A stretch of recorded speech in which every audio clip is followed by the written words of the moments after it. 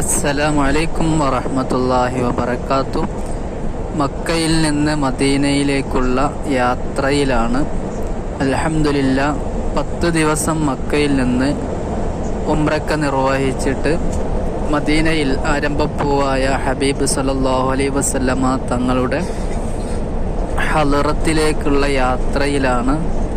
ഏകദേശം 450 kilometre 500 kilometre വൈദൂരമുണ്ട് അവിടേക്ക് പോവാൻ. ഇൻഷാ അല്ലാഹ് 5-6 മണിക്കൂർ എടുത്തിട്ടാണ് അവിടേക്ക് എത്തുക. അല്ലാഹു സുബ്ഹാനഹു തആല യാത്ര സന്തോഷത്തിലാക്കി തരുമാറാകട്ടെ.